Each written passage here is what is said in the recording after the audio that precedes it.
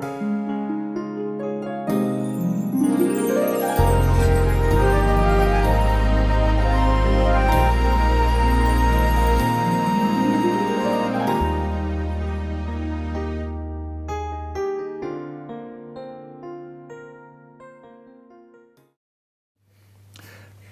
is Father Richard Holong of Missionaries of the Poor, introducing you to Father Hayden Augustine from Trinidad, now Jamaican, and Father Brian Carr.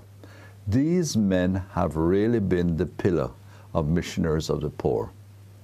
And they were drawn in because of the mercy of Jesus Christ that they saw exhibited in our community.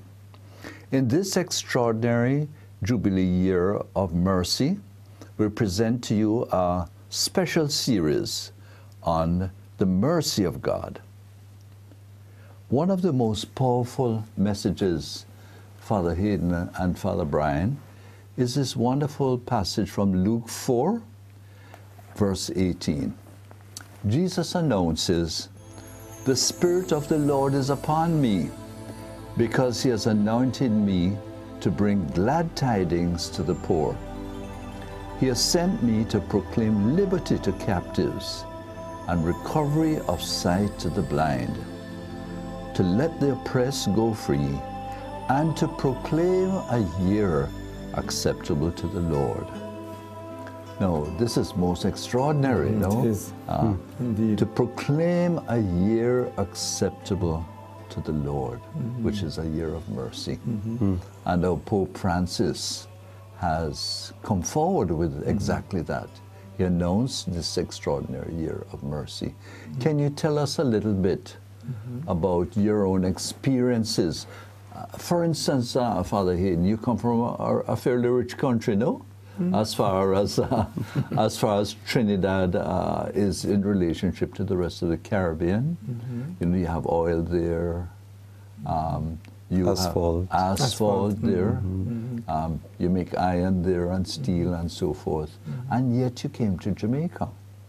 Why would you do such a thing? Running away from the oil. No, I felt that despite all the wealth, people were still entrapped. People still were not happy. They were not fulfilled. I was not fulfilled.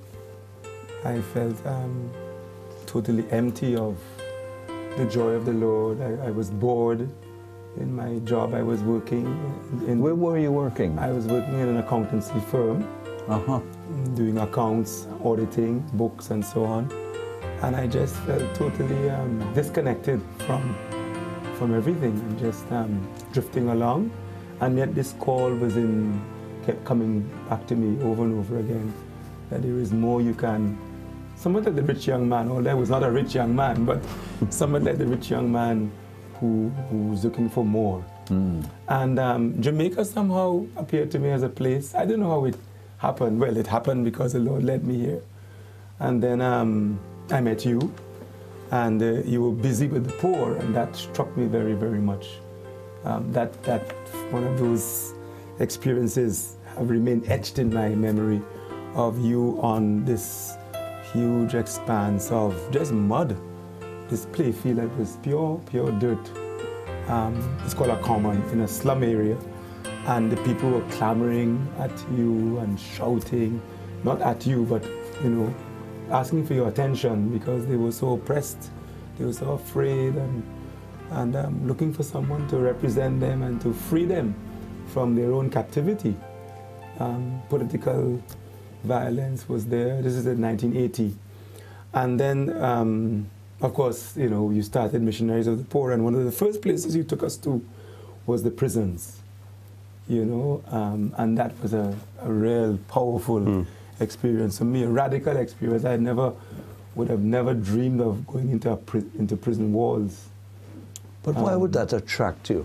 I would think that would repel you. But it attracted you. Yes, why would yes. it attract you? Because I saw people changed. People were just so changed by our encounter with them. The prisons, okay, back to the prisons. It was Christmas of 1981, to to be exact, it was one of the Christmas nights, either Christmas night itself or Christmas Eve night. We were coming back from some function in the ghetto, and we stopped at the gun court. Brian, you were there. Sang carols. Yes, right, yes. Right. And I was saying, why are we going to the prison? And the prisoners were in their cells 10. waving. It was really late, and the prison authorities allowed us in. Father Holong, you were able to get us in, and there was such a tremendous change in these men's feeling. There were tears. They were clapping, they were singing, and that obviously impacted me.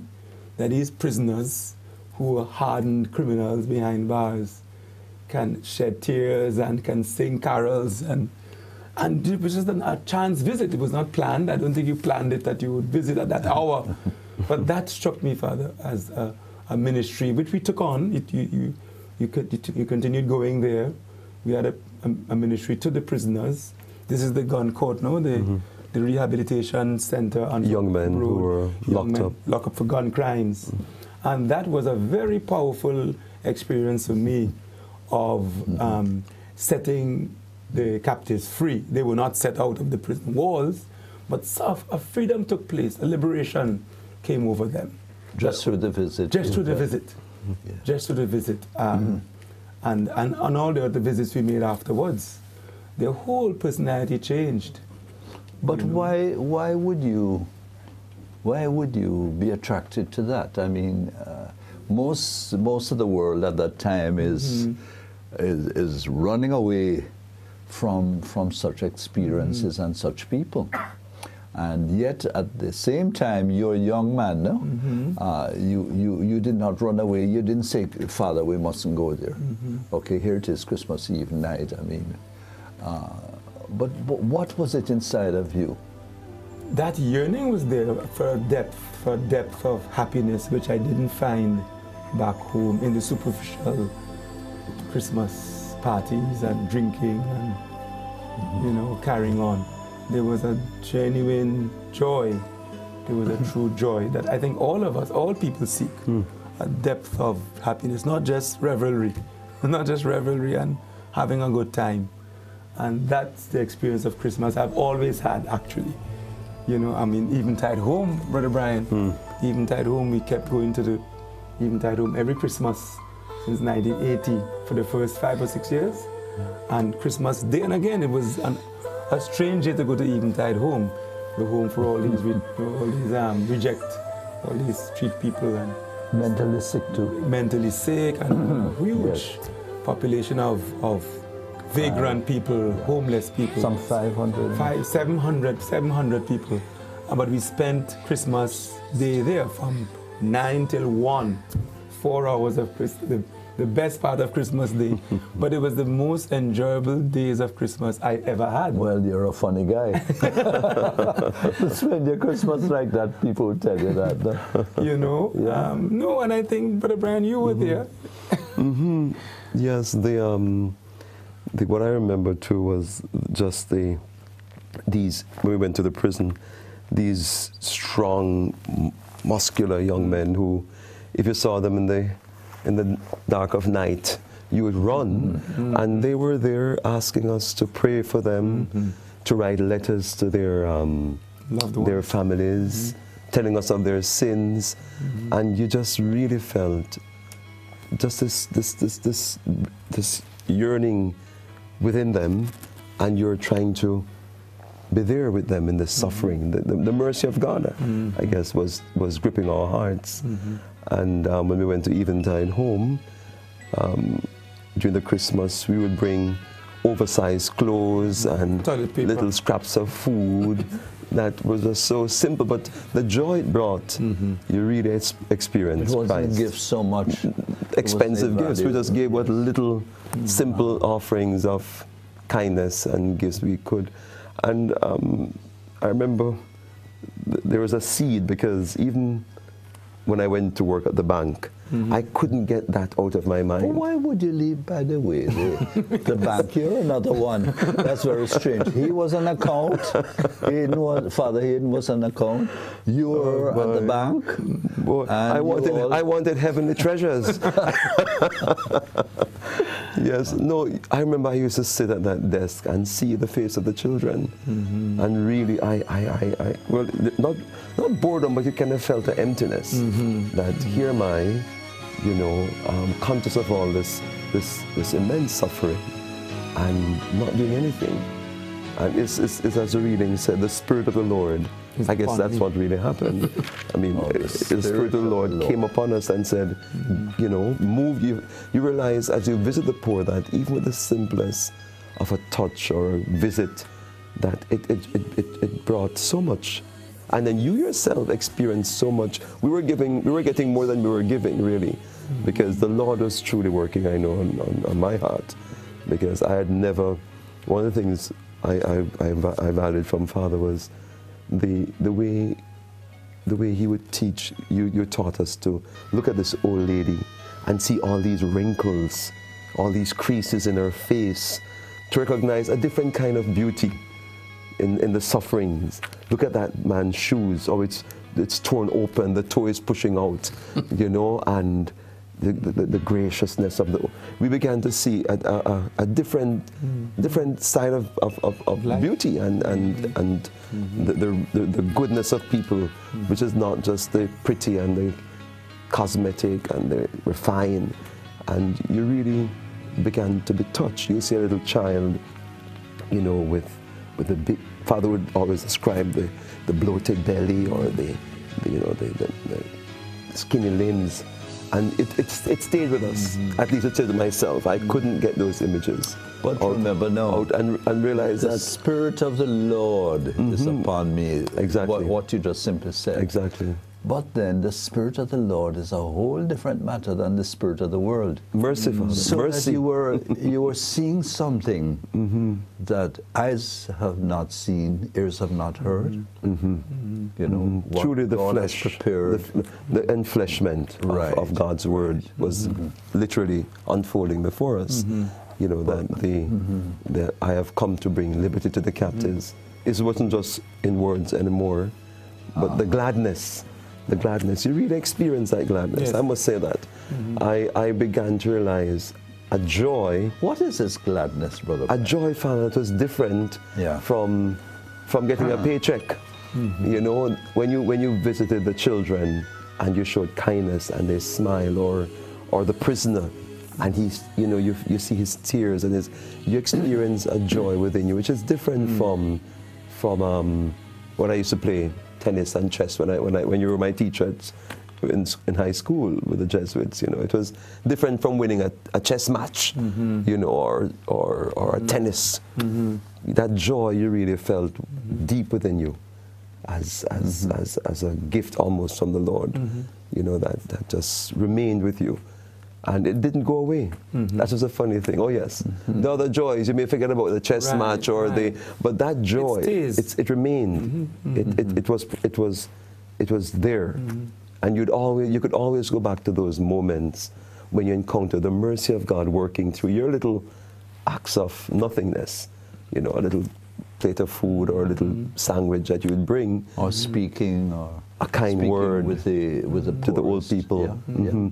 You began to experience a greater joy than that remained, and it would be there. You could always go back to those moments and drink from that cup and just be renewed and refreshed.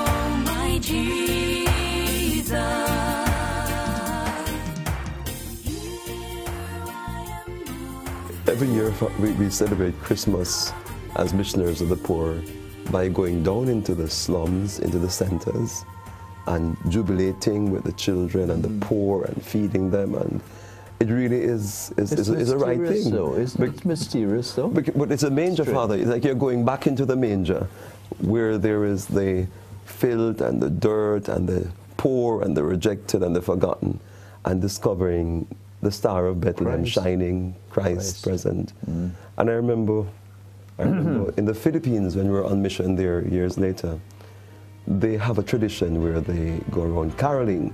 In the night, you would go around with the brothers and you'll sing at people's houses, and then they will give you gifts. So one day we said, well, the poor people, you know, why don't we go and sing for the poor? So we went around, we chose the poorest families in this huge poor area. Yeah. And we went to the houses. I remember the first house we went to, it was Charu's, and she was so poor. She had a daughter who was dying from tuberculosis, and she was just a small little old lady. And we were singing carols, and she was afraid to come out. She was in tears when she came out. She said, Father, I have nothing to give. I said, no. We had baskets of food. We said, no, we're here to give you a gift. You know, and it was one of the most beautiful times for the brothers. You know, that they went, they sang for the poor, and they brought gifts. But I remember she was so petrified. She had to give. Because she said, how am I going to give anything to these brothers who are caroling? And it was a real turnaround, the way in which the mercy, you're reaching out to show mercy and bringing the Christmas spirit and the offering of the child's Christ's love, and how it changed. The people were really moved. They were so touched. So we did it the reverse. Instead of we receive, and that's typically the missionaries of the poor, you know, for Christmas. Right? We find the joy in when we reach out, when we go down to the centers. That's when the spirit of Christmas really come upon us. Not when you stay and just enjoy a meal.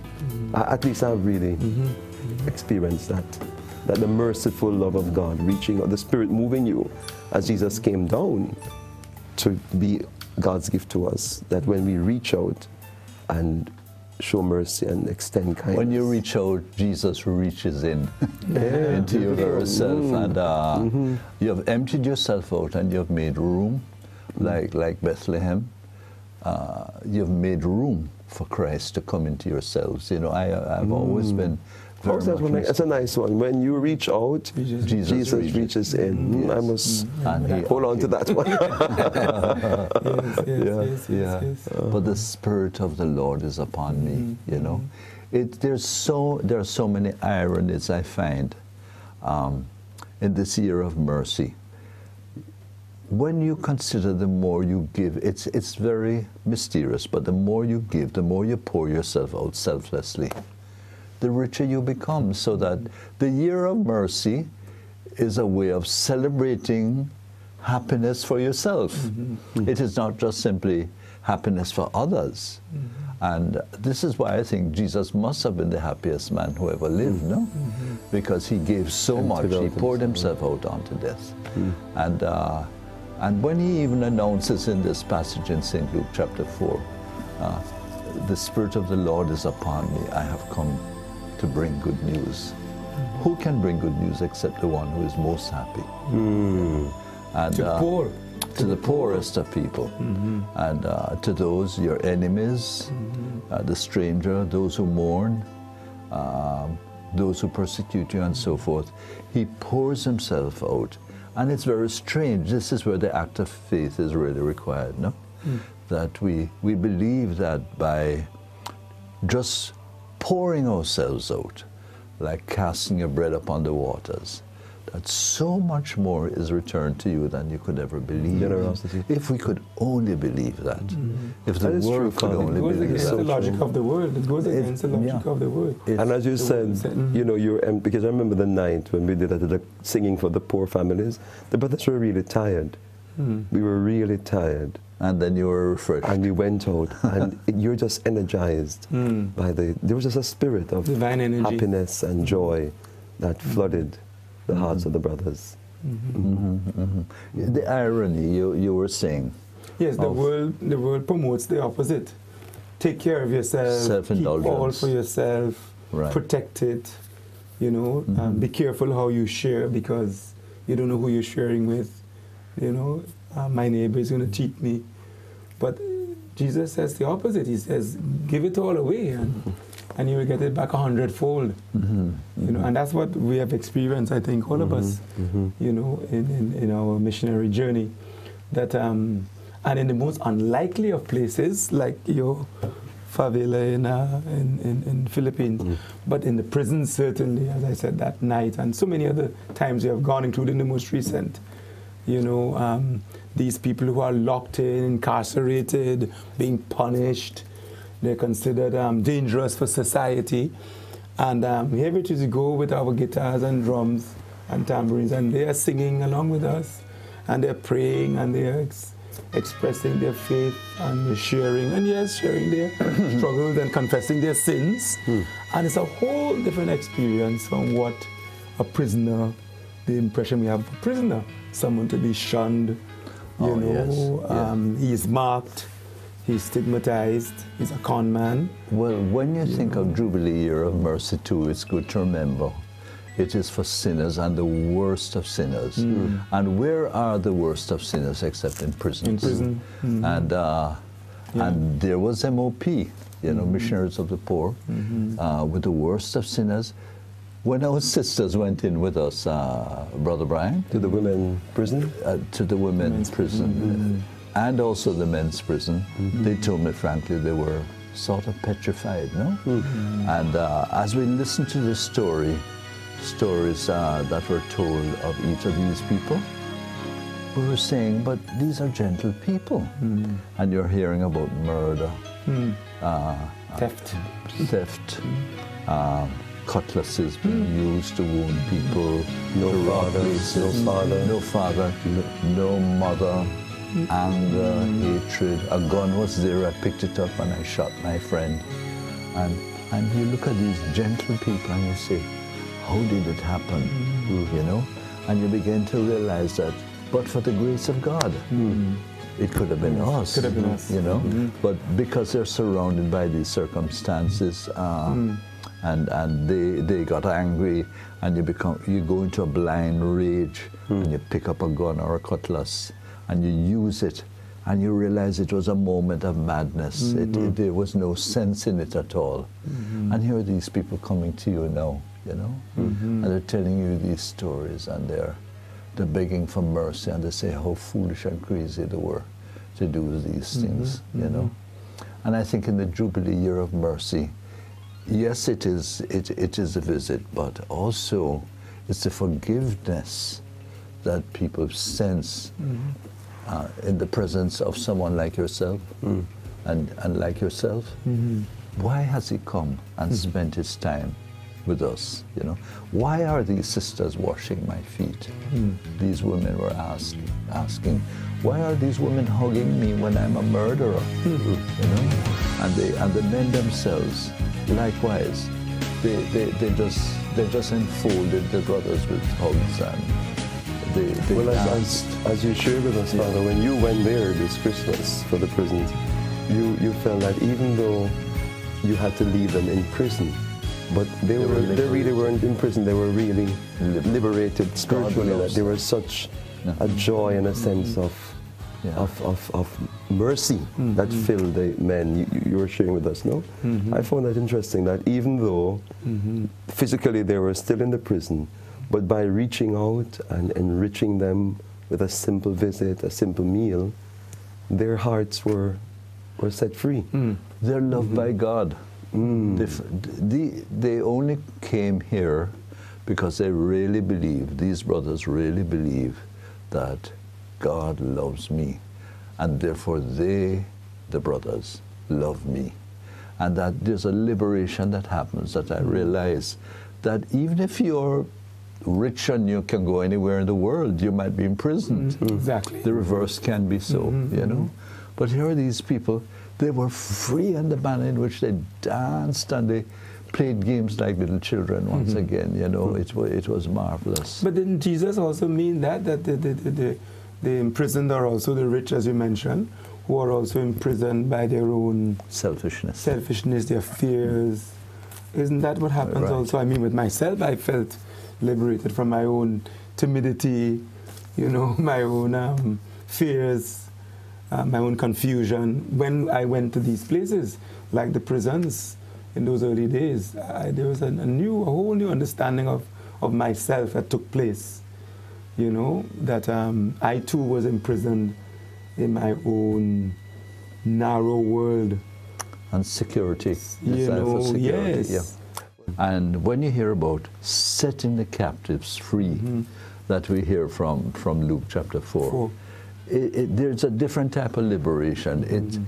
St. Paul was in prison, no? But St. Paul didn't run away, he and Silas. But they stayed in prison, and they ministered to the guard, who would otherwise have been severely beaten or would have lost his job.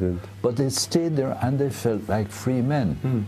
So you're really talking about the body and the soul, and how the soul itself has its own satisfaction that the body cannot satisfy, you know. And as you were saying too, I was struck by that too. You were saying that those who are blessed in the world can also be entrapped. Entrapped. You know, what they call spiritual oppression. You know, where you're so bound by your wealth or your and status your or ambition, whatever. your comforts, and so you never really interiorly in your heart become free to give and to love. It's a paradox. Which is what we all seek, you know. Well, thank you for joining us on EWTN, Church of the Poor, in this very special Jubilee Year of Mercy.